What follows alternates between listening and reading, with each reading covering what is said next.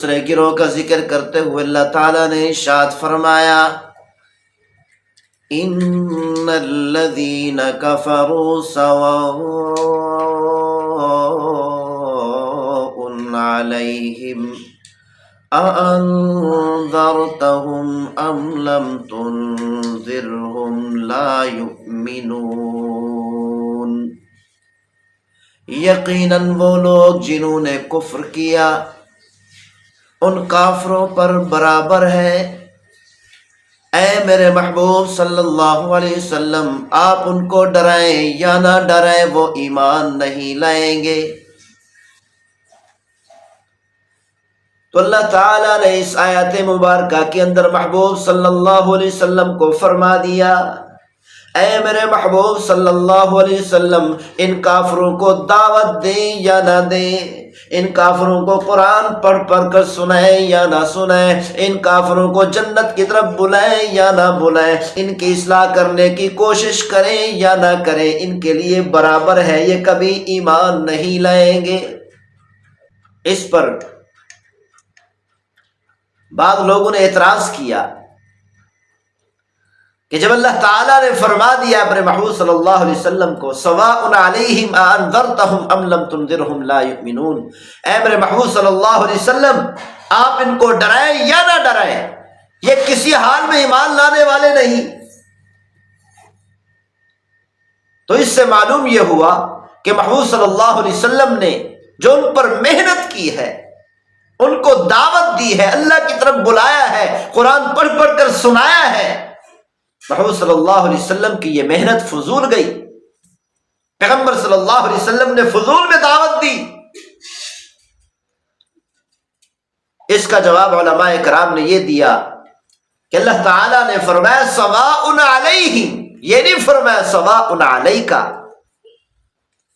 اللہ تعالیٰ نے فرمایا سواء علیہم، اے میرے محمد صلی اللہ علیہ وسلم ان کافروں کے لیے برابر ہے، آپ ان کو ڈرائیں یا نہ ڈرائیں ان کو کوئی فائدہ نہیں ہوگا، یہ کبھی مان لانے والے نہیں ہے، کبھی آپ کی دعوت کو ماننے والے نہیں ہیں، آپ کی دعوت کو تسلیم کرنے والے نہیں ہیں۔ یوں نہیں فرمایا سواء علیک، اے میرے محبوب صلی اللہ علیہ وسلم آپ کے لیے برابر ہے، آپ ڈرائیں یا نہ ڈرائیں۔ اللہ تعالیٰ نے سواء علیہم کہہ کر یہ بتا دیا، اے میرے محبوب صلی اللہ علیہ وسلم آپ ان کو دعوت دیں، قرآن پڑھ کر سنائیں، ان کی اصلاح کرنے کی کوشش کریں، ان کو تو فائدہ نہیں ہوگا، یہ تو تسلیم نہیں کریں گے، یہ تو ہدایت پر نہیں آئیں گے، لیکن اے میرے محبوب صلی اللہ علیہ وسلم آپ کو فائدہ ہوگا، آپ کو اجر ملے گا، آپ کو ثواب ملے گا، آپ کے درجات یہ دعوت دینے سے، تبلیغ کرنے سے، قرآن پڑھ پڑھ کر سنانے سے آپ کے درجات اللہ کے ہاں بلند ہوں گے، آپ کا مقام جیسے آپ دعوت دیتے چلے جائیں گے آپ کا مقام بلند ہوتا چلا جائے گا۔ اس دعوت کا فائدہ ان کو نہیں ہوگا، کافروں کو نہیں ہوگا، آپ کو ہوگا۔ تو اللہ تعالیٰ نے یہ پیغام دے دیا قیامت تک آنے والی امت کو کہ مسلمان جن کو ایک مسئلے کا علم ہے ان پر لازم ہے کہ وہ دعوت دیں، ان پر لازم ہے کہ وہ مسئلہ دوسروں تک پہنچائے، اور جو مسلمان ایک مسئلے سے زیادہ مسائل جانتے ہیں، جیسے جیسے علم بڑھتا جاتا ہے ذمہ داری بڑھتی جاتی ہے۔ یہ نہ دیکھیں کہ جن کو ہم سمجھا رہے ہیں، جن تک یہ قرآن پہنچا رہے ہیں، جن کو دعوت دے رہے ہیں، جن کو تبلیغ کر رہے ہیں، یہ بات ماننے کے لیے تیار ہوں گے یا نہیں ہوں گے، یہ نہیں دیکھنا، بلکہ یہ دیکھنا ہے کہ میں ان کو دعوت دوں گا، میں ان کی اصلاح کرنے کی کوشش کروں گا، قرآن ان تک پہنچاؤں گا، یہ علم دین ان تک پہنچاؤں گا، اس کا مجھے کتنا فائدہ ہوگا۔ سامنے والے مانے یا نہ مانے، لیکن دعوت دینے والے کو بہت بڑا فائدہ ہوگا۔ دعوت دینے والے کی اپنی اصلاح ہوتی ہے، دعوت دینے والے کے دعوت دینے کی وجہ سے، تبلیغ کی وجہ سے، دینی علوم پہنچانے کی وجہ سے اللہ اور اس کے رسول کے ہاں اور جنت کے اندر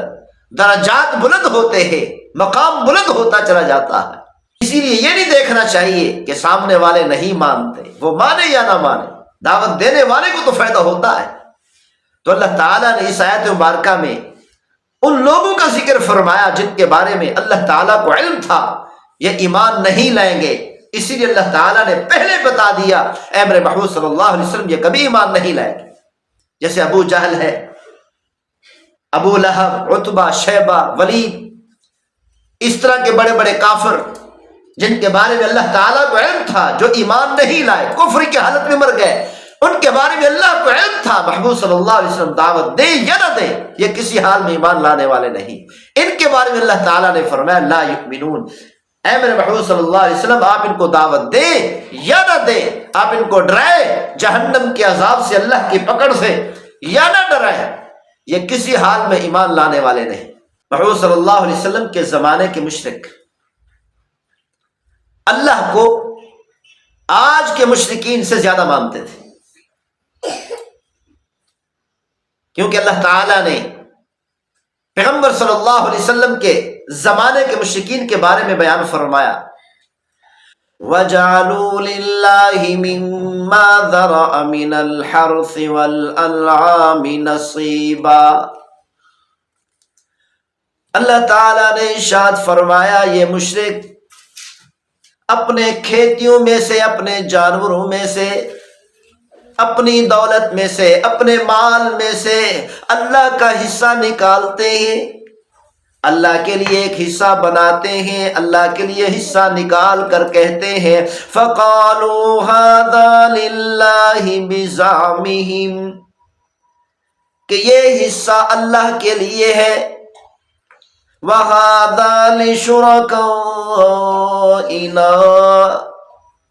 دوسرا حصہ نکال کر کہتے ہیں یہ دوسرا حصہ ہمارے شرکاء کے لیے ہے، ہمارے معبودوں کے لیے ہے، ہمارے بتوں کے لیے ہے، اللہ کے علاوہ دوسرے معبودوں کے لیے ہے۔ پیغمبر صلی اللہ علیہ وسلم کے زمانے کے مشرک سب سے پہلے اللہ کے لیے حصہ نکالتے تھے، پہلے بتوں کے لیے نہیں نکالتے تھے، اللہ کے علاوہ دوسرے معبودوں کے لیے نہیں نکالتے تھے، پہلے حصہ اللہ کے لیے نکالتے تھے۔ لیکن آج کا مشرک نام نہاد مسلمان، اپنے آپ کو مسلمان کہلوانے والا، جب یہ شرک کرتا ہے، یہ اپنے کھیتی میں سے، اپنی دولت میں سے، اپنے مال میں سے حصہ نکالتا ہے تو سب سے پہلا حصہ غیر اللہ کے لیے نکالتا ہے، سب سے پہلا حصہ نکال کر کہتا ہے یہ فلاں بزرگ کے لیے ہے، یہ فلاں بزرگ کے لیے ہے، یہ فلاں بزرگ کے لیے ہے، یہ حصہ میں فلاں بزرگ کے نام پر دے رہا ہوں، یہ حصہ میں فلاں بزرگ کے نام پر دے رہا ہوں۔ آج کا مشرک نام نہاد مسلمان سب سے پہلا حصہ غیر اللہ کے لیے نکالتا ہے۔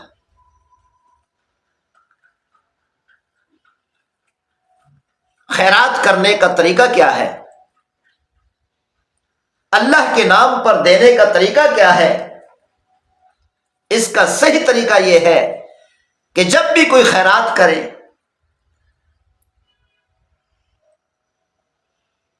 چاہے وہ چیز پکا کر دے یا کوئی میٹھی چیز لے کر تقسیم کرے یا کوئی جانور ذبح کرے، ان سب میں یہ نیت کرنی چاہیے کہ اے میرے پروردگار یہ تیرے نام پر تقسیم کر رہا ہوں۔ جانور ذبح کرنے لگے، یہ نیت ہونی چاہیے کہ اے میرے پروردگار تیرے نام پر ذبح کر رہا ہوں، تیرے نام پر پکا رہا ہوں، تیرے نام پر غریبوں میں تقسیم کر رہا ہوں، اور اس کا اجر فلاں بزرگ کو دے دینا، اس کا اجر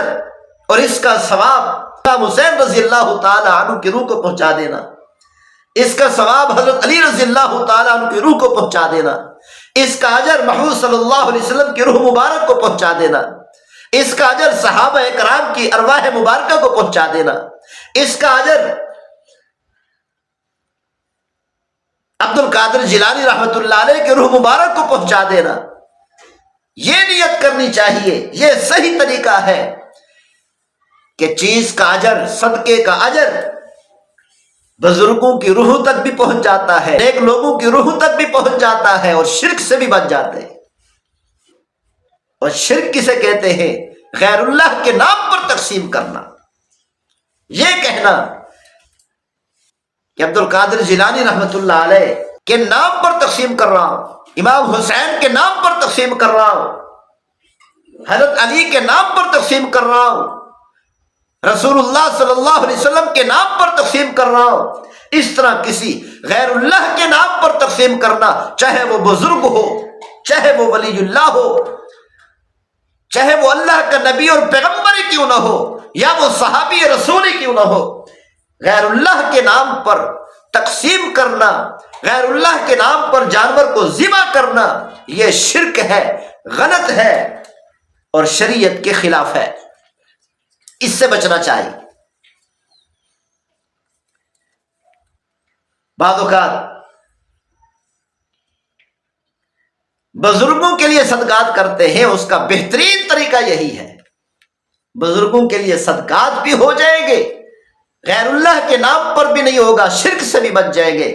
بہترین طریقہ کیا ہے؟ یہ نیت کرنا، یا اللہ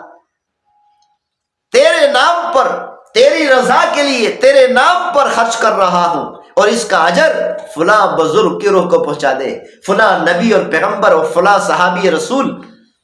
کی روح مبارک کو پہنچا دے۔ یہ بہترین طریقہ ہے۔